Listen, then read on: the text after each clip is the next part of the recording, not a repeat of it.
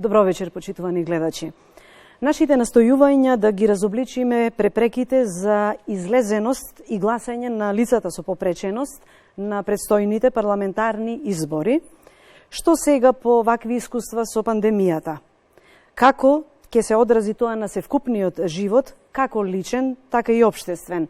Вечерва разговараме и дебатираме со гостинката во студиото на Македонската телевизија Благица Димитровска, председателка на Сдруженијето за промоција и развој на инклузивно општество, Инклузива, и господин Горан Спасов, кој што го имаме онлайн гостин во оваа дебатна емисија. Добар ден, Горан, и за вас, и ве најавувам како сертифициран обучувач на Државната изборна комисија и активен член на Сдруженијето Мобилност Македонија. Искрено благодарам за времето кое го извојувате, за да го чуеме вашето богато искуство и знаење од областа на препреките, кога зборуваме за изборието. И пред да влеземе во темата, Благица, јас сум испровоцирана да ве прашам следното.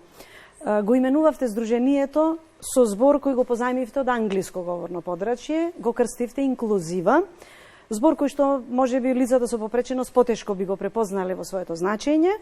Прашувам зошто не соодветно на македонскиот, нашиот, мајчиниот говорен јазик. Инклузива би значело вклученост, опфатност, ако сакате. Зошто се одлучивте за англиско именување на Сдруженијето?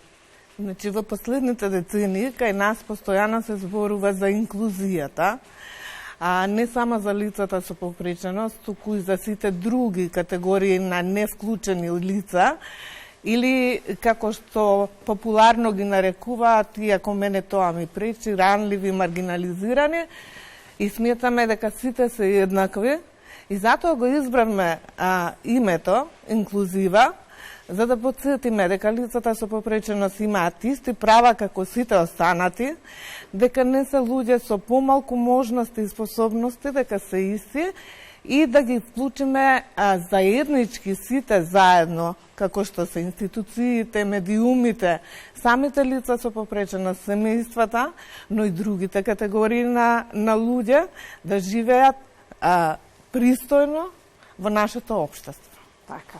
Добро. Парламентарните избори тргнаа па застанаа од познатите причини со пандемијата. Во пресред на новиот термин кој што го очекуваме за нивното одржување, вашето здружение се подготвува сериозно за една серија на активности. Кои се тие чекори? Значи, кога се случи пандемијава, ние бевме во екот на активностите, подготовките за предвремените парламентарни избори 2020 година, односно бевме на ден пред одржување на првата обука за наблюдувачи, затоа што Инклузива веќе по четврти пат ќе наблюдува изборни процеси исклучиво со наблюдувачи со попреченост. На првото јавување за првата обука, каде што требаше да ја организираме следниот ден, да се јавиме повторно кај учесниците, еден од учесниците ни кажа дека веќе се во самоизолација, ги известивме луѓето кои го финансираат целиот процес што го работиме во однос на наблюдувањето и се прекинаа сите активности. Но Инклузива работеше во овој период, не престана, работеше она што можеше да го сработи онлайн, што можеше да го сработи технички, што не бара директни контакти со учесници на обуки или директни контакти со лица. Да. Добро, истото се случи, Горан, и со обучувачите, сертифицираните обучувачи на Државната изборна комисија. Тие неколку дена беа на терен, вклучително и оваа екипа во која вие зедовте учество, која дели и дава информации и знаења за потребите на изборите на лицата со попреченост. Што постигнавте во тие неколку дена? Какви се впечатоците првично? Добро, за почеток, поздрав, добро вечер за тебе, Маре. Да, благодарам. И за гостинката. Како што знаеш, и ти си дел од програма која што започна многу поодамна од овие моменти за овие избори. Еден период порано за едни пинати избори имаше скрининг на избирачките места за да се обезбеди пристапноста на тие места. И испадна дека пристапноста на избирачките места е никаква. Значи, пристапност нема во училиштата. Ако земеме во обзир дека изборите се одвиваат во јавни институции, односно во училишта, во градинки, највеќе, значи дека нас училиштата, образовниот процес не е непристапен. И ние од тука земавме учество околу да се подобри пристапноста на училиштата пред се, односно на јавните објекти. Оваа година Државната изборна комисија како одговорна институција не повика да учествуваме директно во избирачкиот процес и во креирањето на пристапност, односно на подобрување на условите на гласање на лицата со попреченост.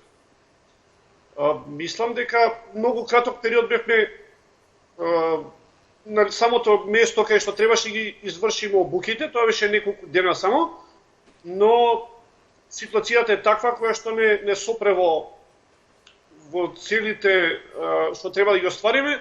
Се надевам дека понатаму во согласност со правилата и прописите што ќе ги дадат од Државната изборна комисија, ќе продолжиме во наредниот период да ги извршиме обуките кои што беа во текст со така избирачкиот процес. Дали на овие избори можеме да очекуваме, зборуваме за физичките препреки, за архитектонските бариери присутни на гласачките места и во гласачките објекти, дали на овие избори ќе можеме нешто да ги подобриме тие услови, реално со оглед на тоа дека имавме вонредна состојба, па имаме пандемија која е многу сериозна закана, таа ќе наметне некои нови правила за кои подоцна ќе дискутираме, дали ќе можеме да ја подобриме мапата на места на одржување, ве прашувам и двајцата. Значи вака, секогаш кога се сака може да биде подобро, а во изминатиот период од нашата соработка со Државна изборна комисија, увидовме дека оваа институција сака да ја подобри состојбата, но не секогаш е во можност. А минатите избори, односно председателските избори, непристапноста беше 71% на гласачките места. Но Државна изборна комисија направи набавка на електромоторни транспортери и рампи монтажни кои можат да се постават на гласачките места каде што дозволува поставување на рампи, затоа што тие рампи според нас може да се постават само на 8 скали, за да имаат правилен нагиб, за да биде пристапно, барем до влезот на гласачкото место. Електромоторните транспортери се добра алатка за качување по скали на лице кое користи инвалидска количка.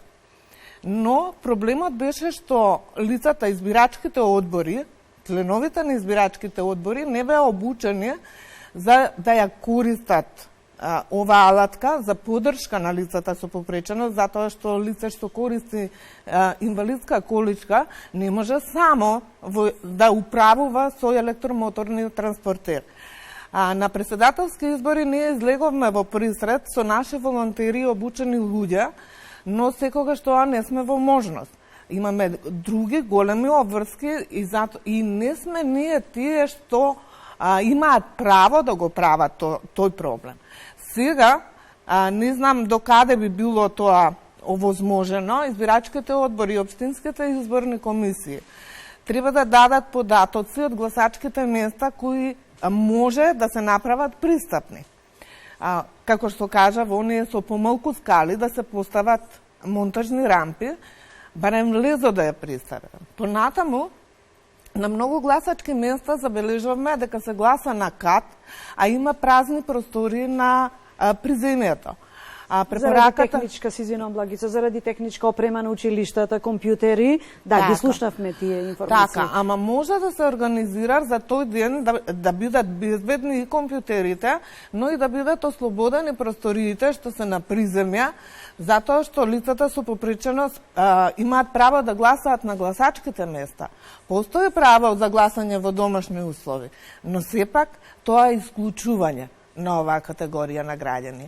Тие се еднакви и треба да бидат онаму каде што се сите други луѓе. Друг проблем е што и нашите наблюдувачи со попреченост, кои имаме и лица кои користат инвалидска количка, не би можеле на секое посакувано гласачко место да бидат каде што тие сакаат. Туку мора да бираат онаму каде што е пристапно, што не е во ред.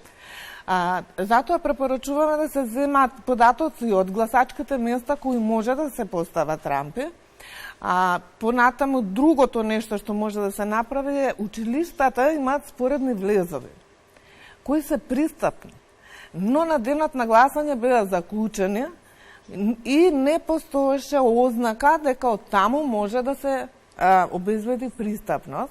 Тоа го побаравме, ќе остане да следиме. Повторно ќе имаме наблюдувачи и тоа највалидните наблюдувачи во однос на попреченоста, затоа што сите се лица со попреченост. И тоа се едни валидни податоци кои ги добиваме од терен и ќе ги презентираме на денот на изборите. Повторно ќе бараме, затоа што постојат закони. Конвенцијата е усвоена уште 2011 година. Многу малку е направено во однос на усогласување на законската рамка според одредбите од конвенцијата. Кај нас постои закон за градба, каде што сите објекти и надворешни површини треба да се пристапни за лицата со попреченост. Но законот не се почитува. Тука повеќе треба да превземат активности и мерки, па дури казнени мерки, затоа што се гледа дека не се почитуваат законите, самата институција, но и локалните самоуправи. Да. Горан, нели може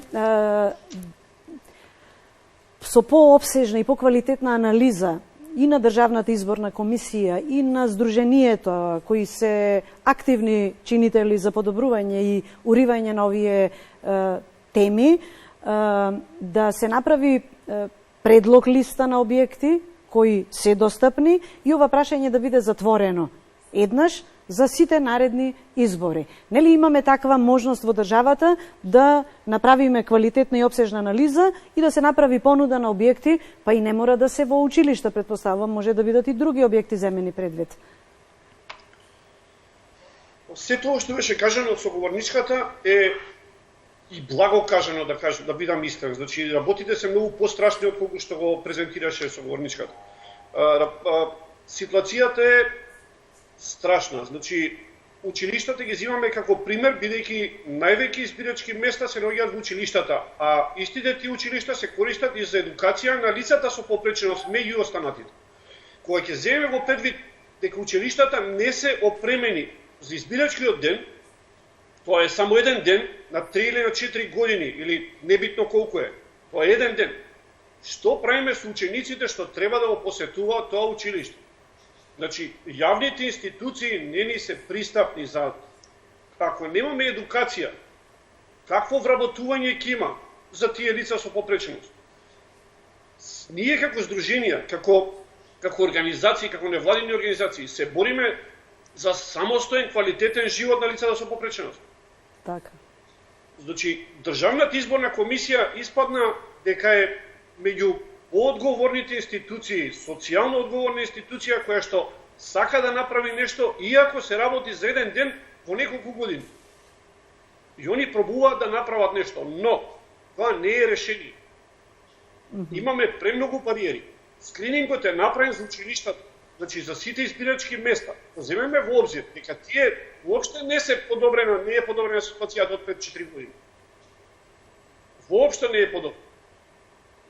Имаме неколку 2 или 3 училишта нови во самиот град. Еве, од пример ќе ви кажам, јас бев на скрининг во општина Центар и во општина Аеродром, најнаселените општини во целата држава.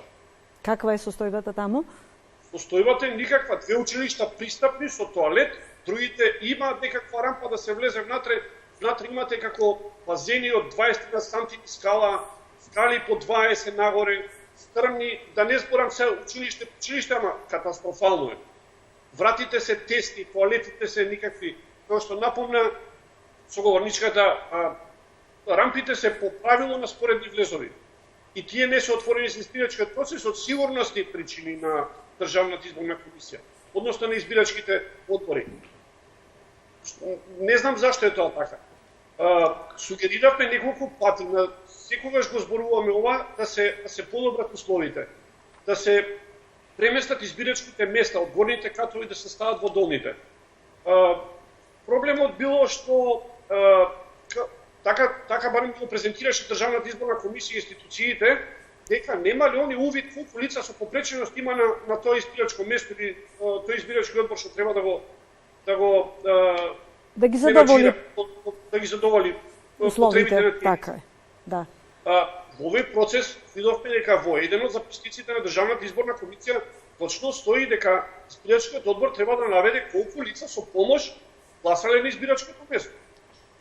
Со самото тоа, во наредното гласање, ние веќе имаме одредена бројка која што знаеме каде и на кој избирачко место и тој избирачки одбор мора да најде начин тие лица да ги задоволи нивните потреби на тие лица и да ги обезбеди условите за гласање. Сосема не е решение дома да се гласа. Значи, да, има одреден број на случаи кои што треба да гласаат дома, одреден број на лица кои што стварно не може да излезат од своите живеалишта, не се во состојба, но ако збориме за права и обврски, тогаш треба и ние да си оствариме правото на гласање во местото на гласање, кај што треба да биде. Дадовме, мислам дека да не ги објаснуваме сега работите, какви све дадовме сугестии за подобрување на овој процес на гласање, но како што ни беше кажано и од Државната изборна комисија, тука треба да има и некои измени во изборниот законник за да се прифатат овие услови и да биде гласањето на лица со попреченост без никакви пречки, ајде да кажеме, ако може тоа така да се каже. Така. Само накусо пред да побарам од режијата да го видиме првиот видеоматеријал кој што сакам заеднички да го прокоментираме. Само накусо, сметате ли дека се обесхрабрени лицата со попреченост и не излегуваат на денот на изборите токму заради овие бариери? Значи, ние почнавме 2016 да работиме на оваа тема и многу беше тешко да се вклучат лицата со попреченост во овие процеси, затоа што имаше една голема недоверба. Но со различни задруженија, како што и Мобилност, од каде Горан доаѓа, во соработката со сите здруженија кои ги застапуваат лицата со попреченост по одредена категорија, дадовме напори и се од себе заеднички за да почнат да учествуваат во сите процеси во државата. Еден од процесите е учеството на гласачкото место, за да го остварат своето демократско и загарантирано право, правото на глас, затоа што со гласањето тие даваат или делегираат надлежност на представниците во собранието да одлучуваат во нивно и наше име. Значи, почнаа да се вклучуваат, почнаа и како наблюдувачи. Тоа беше поим пред 10 години да го кажеме, а не да кажеме дека веќе имаме. И тука можеме да се пофалиме дека сме единствени во регионот, но и во Европа, како здруженија кои имаат своји представници како наблюдувачи на изборните процеси. Сега ќе биде малку потешко. Не им пречеше непристапноста, се дава се од себе да бидат и на непристапните гласачки места, за да се слушне гласот на оваа категорија на луѓе, дека пристапноста е важна за нив, но е важна и за сите останати. Ако биде гласачкото место или една институција, една локална самоуправа пристапна, прво ќе се олесни на своите вработени. На старите клиенти. По старите луѓе кои се качуваат по еден куп скали. Второто нешто, сите добиваме услуга од институциите, услуги добиваме. Како една мајка со мало дете или друг родител, татко, ќе се качи по скалите за да извади некоја дозвола или да извади извод од матична книга, ако местото е непристапно. Со колички, родители? Значи, на сите им е потребно да е објектот пристапен, особено објектите на институциите, каде што ние сме врзани, сакале или не сакале, ние сме граѓани, институциите постојат за нас и даваат услуги на граѓаните и треба да се почитуваат правата на сите граѓани. А да не зборуваме за како да се стигне до гласачкото место, колку се слободни тротоарите, дали има паркинг, за тоа во некоја следна прилика, бидејќи имаме многу поважни работи кои сакам да слушнам какви се вашите размислувања. Предлагам да го погледнеме првиот видеоматеријал.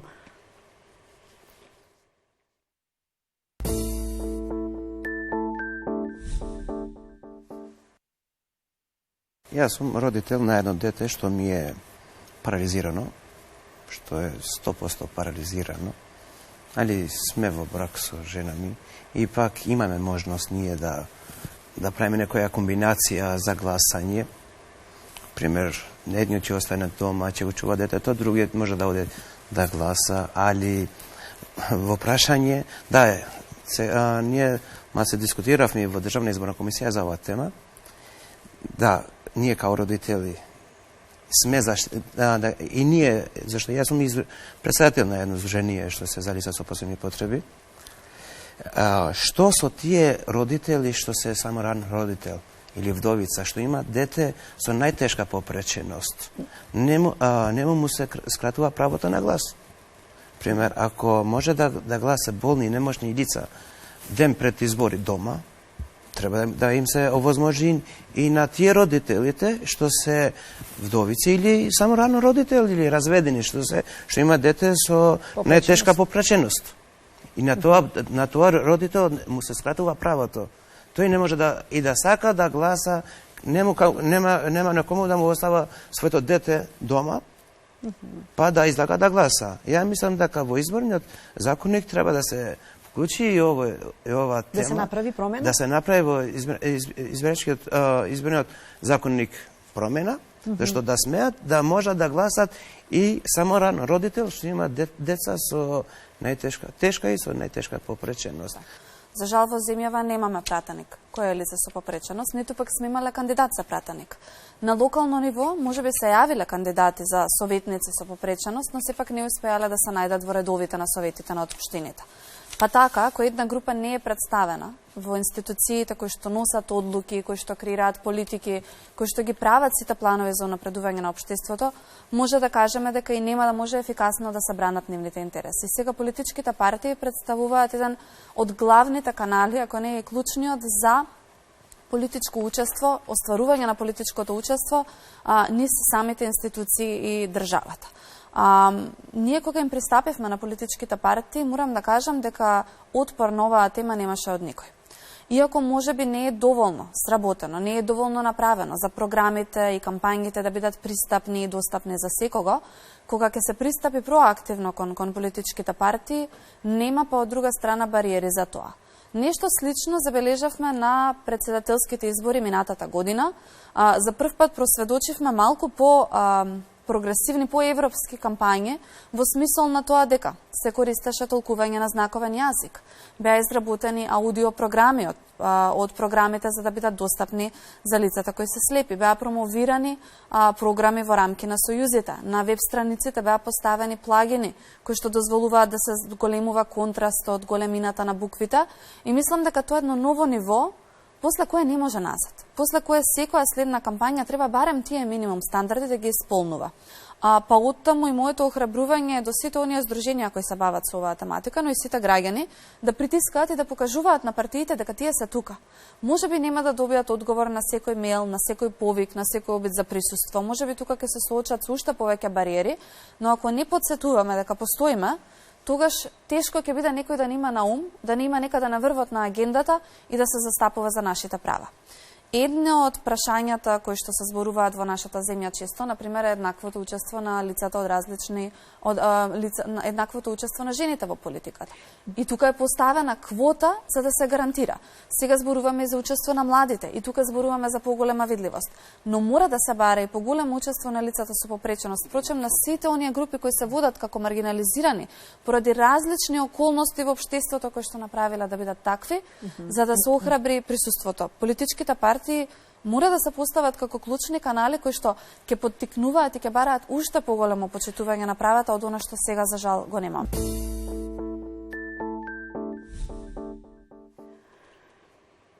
Еве слушнавме дел од мислењата или препораки. Прашањето е дали на вистина заедницата на инвалидските организации, вклучително сите сојузи на слепи, на глуви, на лица со телесна попреченост или сите други невладини организации, не се доволно енергични, не се доволно гласни, па може би затоа се уште општеството подлизнува на сите ваши тивки притисоци. Па јас сметам дека не е да не сме гласни сме, а затоа што лично се соочуваме со проблемите и јас како родител на возрасен син со попреченост, наидувам на незапречки и гласно зборувам веќе 30 години наназад, но зборуваат и самите лица. Единствен ветер во грб нам не се медиумите. И секако сега би изразила голема благодарност што почнаа се повеќе внимание да посветуваат на прашањата на правата на лицата со попреченост, но сметам дека се почесто треба да не има, повеќе да зборуваме и потребна е малку поголема координација помеѓу здруженијата. Да не се гледа дека некој на некого му пречи или зошто тој од таа категорија, зошто овој не. За сите заедно да се бориме, комплетно сите да добијат права, ниедно лице со попреченост не треба да биде дискриминирано од самата категорија на граѓани. Ова го зборувам затоа што многу често се споменува дека лицата со интелектуална попреченост не треба да имаат исти права. Треба да имаат исти права и треба сите заедно да дадеме повеќе енергија оваа категорија да се почувствува дека е вклучена заедно со другите лица со попреченост и да мислиме дека нашиот глас навистина предизвикува промени, мали промени, се уште не е она посокуваното што го имаме, но во последно време почнавме да правиме и покрупни чекори. Да тоа е секако заслуга на здруженијата, на самите лица со попреченост и нивниот глас. Така. Да го слушнеме и мислењето на Горан. Гласни во борбата. Гласни сме и тоа многу сме гласни и нема веќе што да разговараме на темава. Значи, све што е кажано, е нотирано, напишано од државните институции. Сите си известени, го имаат и написмено. Конвенцијата е подпишана, закони за градба имаме. Министерството за труд и социјала ги знае сите наши барања, не е едно. Министерството за здравство исто така, сите недостатоци ги знаат. Сега за сега нотирани се поприлично работи. Ништо од тоа не се почитува од државните институции. Буквално ништо. Во последен период се дадоа некои ортопедски помагала современи, нови, што е за многу голем поздрав, но тука не треба да заврши целата работа. Повторно зборуваме за пристапноста.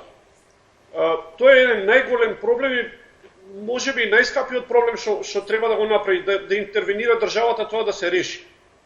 Но ако не можат старите градби да се адаптираат и треба поприлично финансиски средства, тогаш со новиот закон за градба новите згради не спеат да се пуштат во употреба доколку не ги остварат тие законски норми и да бидат пристапни за сите лица. Значи, како што кажа соговорничката, не се работи само за лицата со попреченост, се работи за мајки со деца, се работи за стари лица. на кого би му пречело тоа да биде пристапно. Така е. Значи, работата е таква. Околу законот што го спомна Шпенди за лицата со ментална попреченост, имаше многу дискусии околу избирачкиот процес и се донесе некој заклучок, влезено е во законот дека лицата со деловна способност можат да имаат право на глас. Самите родители и старатели на тие лица со ментална попреченост има несогласување околу законот како тоа треба да се реши. Значи, имаше доста поделени мислења. Да. Така, јас да, ќе ве сигурно, да. Во однос на тоа сакам да кажам, однос на тоа Шпенди што го даде предлогот, сите ние како членови на одделни тематики околу лицата со попреченост. Значи, еве, јас доаѓам од слушањето помност кој што се занимава со лицата со телесна попреченост. Односно, главни приоритети им се бариери, односно архитектонските бариери. Еве, ти, Марија, например, појдеш од слушањето таму за стапуваш лицата со оштетен слух. Така е, да. Да, и тука мислам дека од твоја страна имаше многу содржани предлози, впрочем од сите имаше содржани предлози кои што некој можеа веднаш да се прифатат и да се аплицираат во изборниот процес, а некој остана да види понатаму што ќе се прави, или ете се прави со, например, со транспортери, со некои рампи подвижни, колку да се премостат некои бариери, за нешто војтина да може да биде подобро, односно да биде поадаптирано. Па ако сакате и попристојно, најнакрај во 21-виот век мислам дека веќе навистина овие прашања треба да се разрешуваат многу побрзо и поквалитетно, бидејќи бројката на лицата со попреченост секојдневно се менува. Над сите нас стојат и висат некакви можни причини за појава на инвалидитет, да не чуе злото, но како и да е, се враќаме на гласањето на лицата на кои им е одземена деловната способност. Горан го иницира ова прашање. Многу беше поделена јавноста на оваа тема. Дали навистина лицата кои имаат ментални потешкоти и попречувања, дали навистина се во состојба сами да расудуваат за која политичка партија, дали ја разбираат програмата, како ги примаат информациите и дали е тоа навистина нивниот глас. Понатаму, дали е тоа гласот на семејството кој треба да се слее на некое конто на одредена политичка партија, сведоци сме и на такви искуства, или навистина сметате дека тие треба да бидат земени предвид?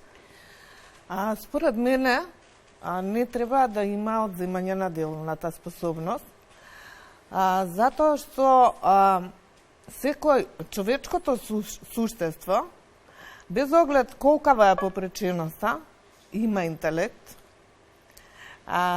И тука треба поддршка, односно поддршка од рано детство, за да може тоа лице да се описмени и да може самостојно да одлучи. Во светот се работи на самозастапување во организациите на кои ги застапуваат правата на лицата со интелектуална попреченост, но и другите организации кои тоа го прават, односно ги обучуваат лицата со интелектуална попреченост да донесуваат самостојно одлуки.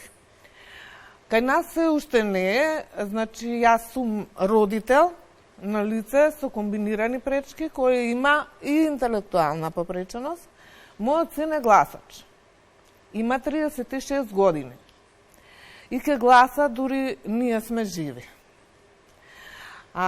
По смртта на еден од родителите или двајцата, по автоматизам институциите за да наследи пензија од родителот, ќе му ја одзема деловната способност.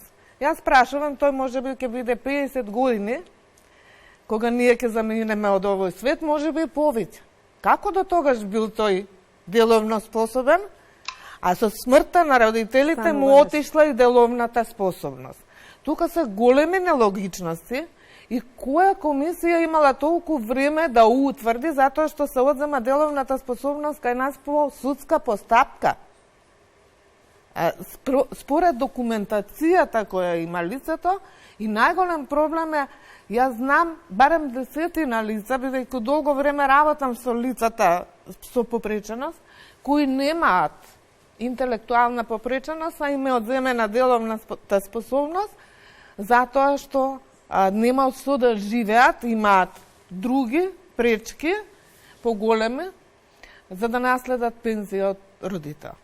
Според конвенцијата, не смее да се одзема деловната способност, но кај нас воопшто не се размислува. Знам дека ја разбрануваме јавноста малку со нашите барања, да се даде право на глас на лицата со интелектуална попреченост, на лицата со одземена деловна способност, и нема да бидеме први ние што тоа ќе го направиме. Во Хрватска... Ми го зедовте зборот, како е решено во светот? Значи, во Хрватска долго години наназад лицата со одземена деловна способност гласаат.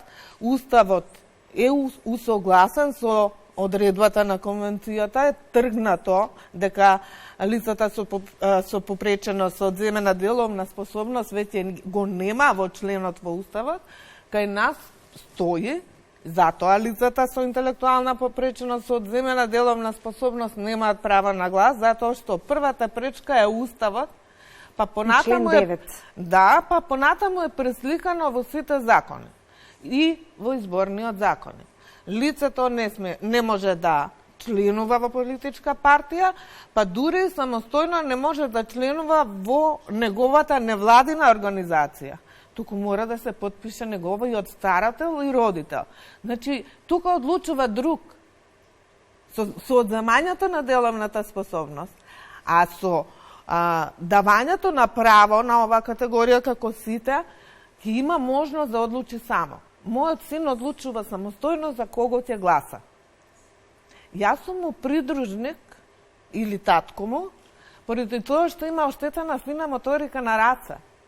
Му помагаме да го придржиме пенкалото, да заокружи тој за кого сака, а кога ќе му се одземна деловната способност, ќе го нема тоа право, но ќе нема право ниту на имот, ниту да располага со парите што ќе ги зима како пензија, туку ќе одлучува некој друг место него. Да, вие зборувате за своето лично искуство, што е за почит. Меѓутоа има и семејства и има многобројни примери каде што не е баш оваа нежност родителска, туку едноставно на таа категорија на лица се гледа како на бројка. Прашањето ми е како да се стесни, Горан, просторот за манипулирање на денот на изборите со лицата кои може би помалку да расудуваат од другите. Значи, секој лице кога ќе тргне од дома веќе знае за кого сака да гласа и за кого ќе гласа. Притисоци постојат и врз другите граѓани, ќе постојат и спрема лицата, ние бараме еднаквост.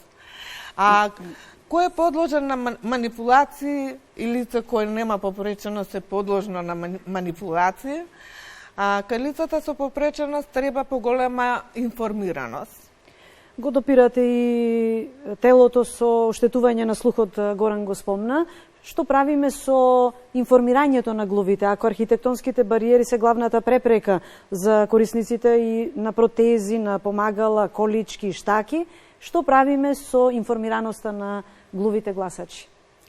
Вие сте во ретките кои подготвивте неколку видеоматеријали, па и обезбедивте превод на знаковен јазик. Па ние веќе подолго работиме на правото на пристап до јавни информации, затоа што постои закон за пристап до јавни информации, но лицата не ги знаат законите, затоа што овој закон многу малку е направено промоција дека е задолжителен. Постои и комисија за заштита на правото на пристап до јавни информации.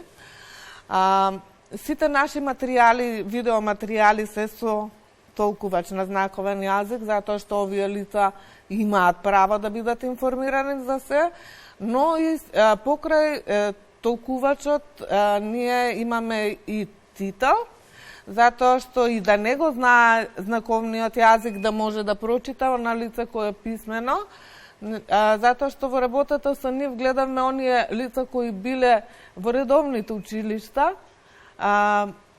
и подоцна настанала глувоста кај нив, не го знаат знаковниот јазик И така треба сите институции да работат во однос на информираноста на граѓаните.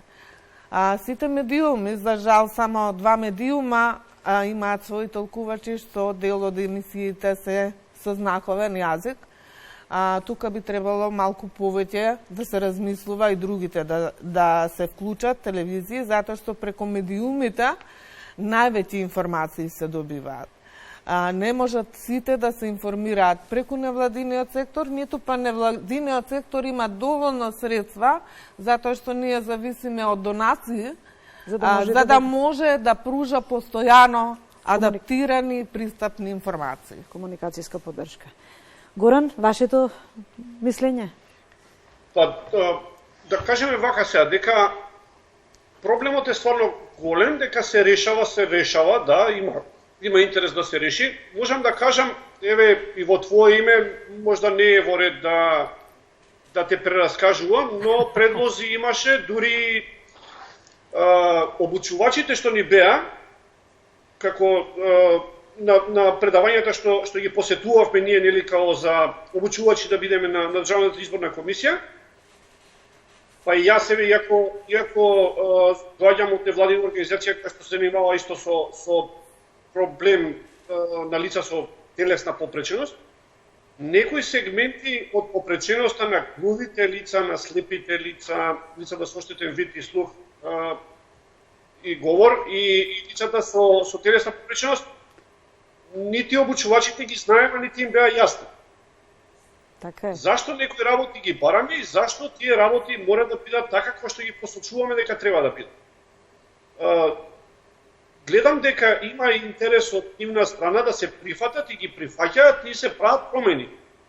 Споро иде, бавно иде, но барем нешто се мрда од работата. Се надевам дека и другите институции ќе ги прифатат тие норми кои што ги пробуваат да ги имплементира Државната изборна комисија по државниот законник, односно да се имплементираат на местата на гласање. Ќе го споделиме чувството на задоволство со оваа институција и ја издвојуваме навистина како посебна Државната изборна комисија, бидејќи навистина вложуваат прво човечки, а потоа и секаков друг тип на напори, за да може да ги отвораат вратите и да се решаваат работите. Какви се вашите искуства од досегашната соработка со ДИК? Значи, со Државна изборна комисија воспоставивме соработка 2016 година, кога прв пат направивме истражување за учество на лицата со попреченост во политичкиот изборниот процес. Во претходниот состав малку подолг период чекавме за состанок. Чекавте? Да. Но кога го остваривме состанокот, веќе ги прифатија сите препораки. И од 2017 заеднички работиме и имаме подпишано и меморандум за соработка, заеднички работиме за подобрување на условите за гласање на лицата со попреченост. Ова ретка институција која соработува со невладиниот сектор, една од ретките.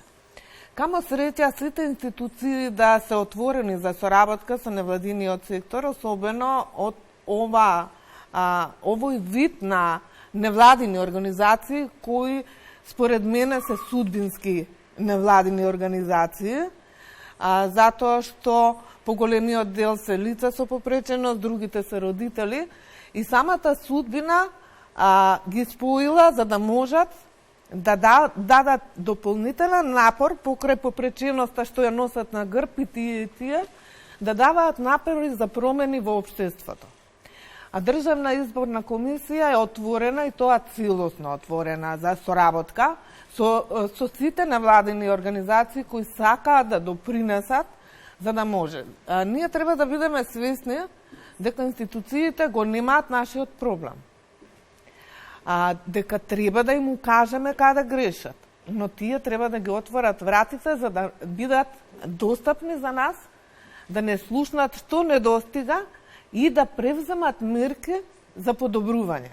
Никаде во светот не е идеално се, ама има големи подобрувања. Така и Државна изборна комисија направи големи подобривања, воведени се нови ресурси, кои се многу корисни. Значи, тука е шаблонот за гласање на лицата кои се слепи, лицата кои имаат слаб вид. Тука е граничникот за подпишување на сите гласачи, а особено на гласачите со попреченост. Да, јас сакам само да ве замолам за мислење, иако се уште не ги слушнавме протоколите, за тоа како ќе се одржуваат обуките во Државната изборна комисија, за општинските изборни комисии, како вие ќе ги подготвувате наблюдувачите со попреченост, кога веќе се променети нормите на однесување во социјалната средина, токму заради COVID-19. Социјална дистанца, заштитни маски, дезинфекцијски средства и така натаму, тоа е нешто што веќе го практикуваме. Но имате ли представа како ќе се одвиваат овие работи во ситуација кога ќе треба да се излезе на терен? Горан? Па последните информации што ги имаме, значи дека немаме информации.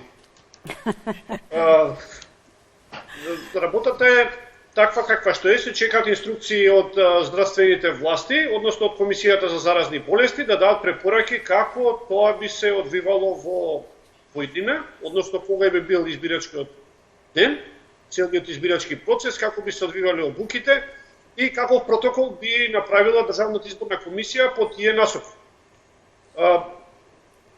Моментално нема ништо како информација во која насока ќе се движат. Може само да посочам дека ситуацијата е крајно загрижувачка, бидејќи лицата со попреченост спаѓаат во една од најранливите категории во оваа кризна состојба.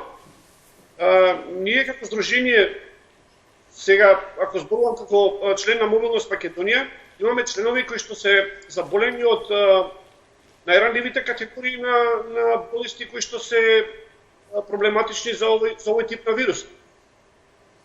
Тука се мултиплекс склероза, церебрална парализа, лупус, има еден многу голем спектар на болести кои што би било фатално ако тие, не дај Боже, се заразат од вирусот. Така да, многу е битно и внимателно Државната изборна комисија да ги сослуша советите од Здравствената комисија и понатаму правилно се надевам во соработка со нас ќе се донесе некаков протокол за гласање на денот на избори. Но и под овие услови повторно има еден нов аспект кој што произлегува од самата природа на оштетувањето, на слухот, на видот, на движењето, моториката. Кои моменти треба да бидат укажани за да можеме да ги заштитиме ова за кој зборува Горан, за да ги заштитиме и гласачите, и наблюдувачите, а и сите други кои сме вклучени. Зборуваме за категоријата. Значи, тука треба да се соработува повторно со невладините организации. Протоколот се уште не е објавен јавно, ние следиме за да можеме да ги увидиме недостатоците и да доставиме препораки за подобрување. Се поставува прашање и за наблюдувачите, и за гласачите, но и за обучувачите во Државна изборна комисија. Еве Горан е обучувач, ние од кај нас имаме 3 лица со попреченост кои се сертифицирани обучувачи. Како тие луѓе ќе бидат безбедни на обуката во контакт со избирачките одбори? Кој им гарантира дека никој од тие луѓе не е носител? Не да кажеме дека е веќе позитивен, но носител, што може, сите знаеме дека оваа категорија на граѓани се многу поранливи и со послаб имунитет. Повеќето од нив имаат пропратна хронична болест. Кој ќе им ја гарантира безбедноста? Протоколот стрикно мора да се објави јавно и да се коригира по допрен глас од Сдруженијата на лицата со попреченост. Дали ќе се оди на онлайн обуки во присуство на толкувач? Така. Што мислите, што е по онлайн безбедно? обуки некако мислам дека не е време за овие избори да се биде на онлайн обуки. Зошто? Ова го кажувам од искуство, затоа што многу тешко се навикнуваме на овој начин на обуки и многу помала концентрација. Дури на онлайн обуките, ако не вклучи камера, ние не можеме да видиме воопшто дали лицето е тука, може би нешто друго си работи, каде што е поконцентрирано, а треба да слушне многу битни прашања. Дали го имате неговото внимание? Да, и да е целосно концентрирано во однос на она што обучувачот има да каже. Исто така, многу е краток периодот каде што обучувачите, ова го имам како информација од обучувачите што се вклучени, некаде се посветува од 7 до 10 минути за правото на лицата со попреченост, и ако не ги слушна токму тие права, ништо од тоа. На гласачките места, јас сметам дека лицата со попреченост не можат да воспостават дел од нив социјална дистанца. Например, еве ве молам, кажете ми, како, Горан, ќе може да дојде на гласање човек во количка, сакам со слика да дофатам, како ќе влезе човек да гласа на денот на изборите, човек кој не се движи, целосно е одземен, се движи со количка, и кој ќе го подигнува, дали тоа не е близина, дали глувите со маските на устата ќе можат баш да комуницираат со луѓето на избирачките места. Потоа, придружниците кои треба да ги услужуваат, исто така не ќе можат социјалната дистанца да ја имаат. Ова се многу сериозни. Сериозни проблеми се, реални проблеми се.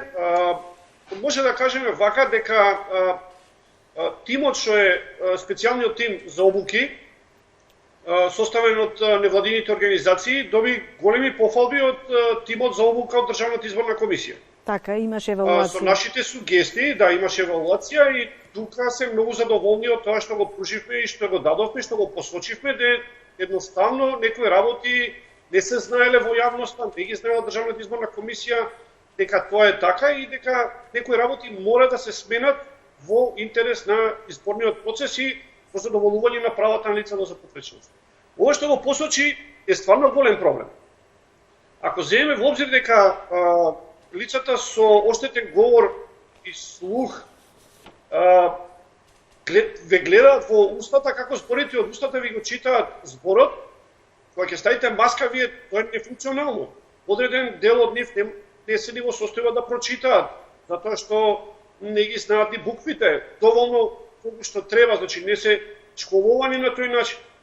Како слепите со нараквици ќе можат да го читаат гласачкото ливче со брајово писмо? Да, истата работа. Слепите со нараквици треба да прочитаат брајово писмо и да се потпишат на местото и да гласаат за нешто. Со нараквици тоа е неизводливо за слепите лица.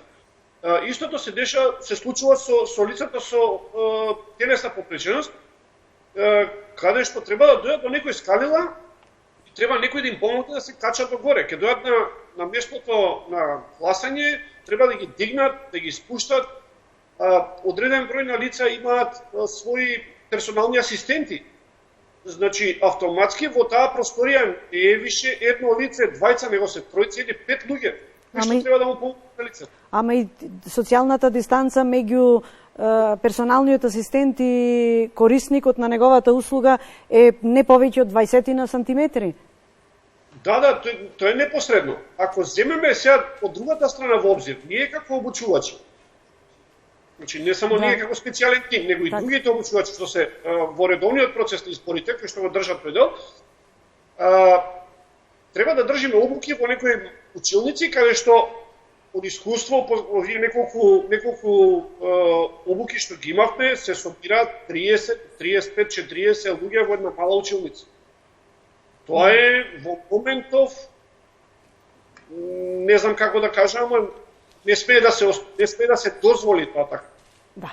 И колкава е таа просторија за обуки со протоколот сега што е за одржување на обуки, дека 1,5 до 2 треба да има од учесник до учесник.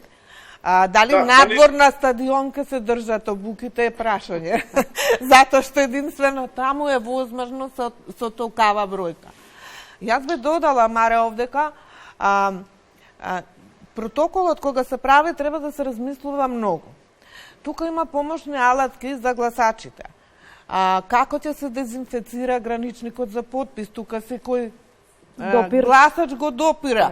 Како ќе се дезинфецира после гласањето на лице кое е слепо шаблонот за гласање? Тоа е хартија, картон.